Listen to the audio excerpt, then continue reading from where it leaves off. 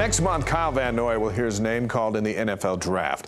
Years of practice, hours of training, and countless football games have helped prepare him. But as you're about to find out, it's the voice of his mother that got him here.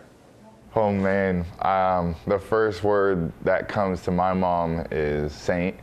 My mom's a saint. She's sacrificed her entire life for not only me, but my father and my brother to be who they are and be happy and successful. What kind of things did she say to you as a little boy? She would always be on me. They called me Baby Kyle. Baby Kyle, you know, take another bite, or Baby Kyle, don't do that. As you become a teenager, what were her marching words for you? Teenager, I was bad.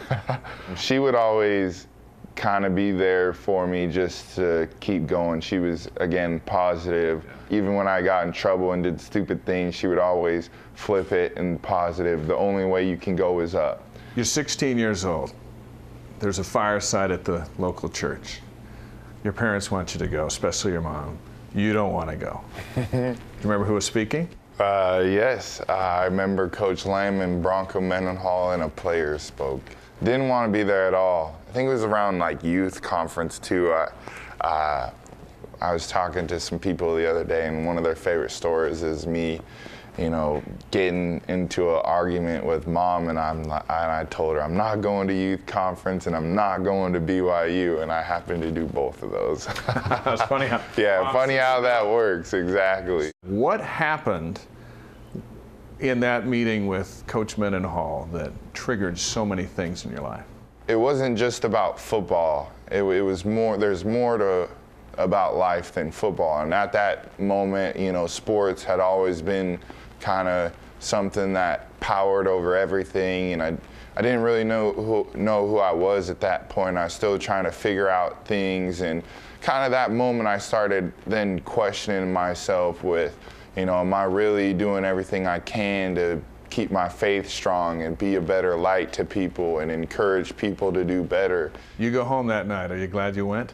Yeah, I was glad, but I didn't tell anybody I was glad. I kind of kept that. You're 16, yeah, of course. Kept that kind of to myself. And well, all right, it's time to choose a school. Yeah. Advice from mom. Mom said, you know where I want you to go. You can go to any visit you want, but at the day, you know where me and your father want you to go. So you go to BYU. Yeah. Doesn't go perfectly, but you become the face of the football program. One of the most beloved student athletes of a school of 32,000 in enrollment.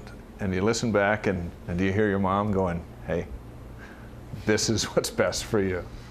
Oh man, it's crazy even to think about that. Just have so many people behind you after what took place in your life and things that you've done in your life, and then to go to a university that has high standards, and to be able to go through the school and the process and to be there for 4 years and, you know, not go on a mission, not use necessarily the best language all the time, slip up with that, you know, those things. I'm not your average, I guess, LDS person, and I gave light to people that were struggling, that it's okay to mess up.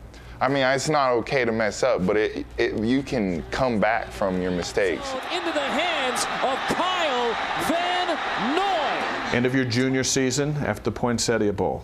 Do you go pro or do you stay and finish your education, your social pursuits? Advice from mom.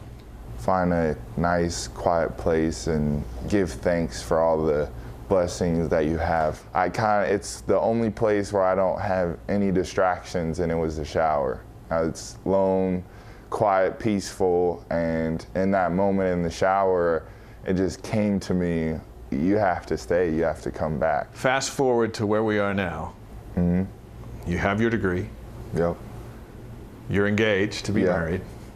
And your draft status is pretty much similar to where it was at the end of that junior season. Mom was right? Mom was right. NFL draft is in May. Advice from mom as you get ready for the draft? No regrets, and hard work equals success. Less attitude, more gratitude. Now, when I don't shave, I hear from my mother. What does your mom say about this? that Oh you got man, going on? she grabs it and kind of jiggles it, and she's like, "This is ugly." But I tell her I'm in business mode. I have no time to shave.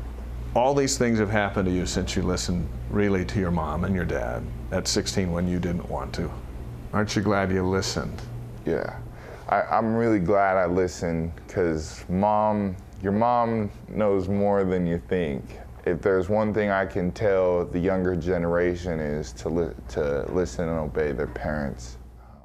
Van Noy will be with his family to watch the draft together. Then he and former Miss Utah Marissa Powell will be married June 7th in Salt Lake City. And I have no doubt Kyle will teach those future kids of theirs to listen to their mother. And that's our program for this week. I'm Dave McCann. See you next Sunday.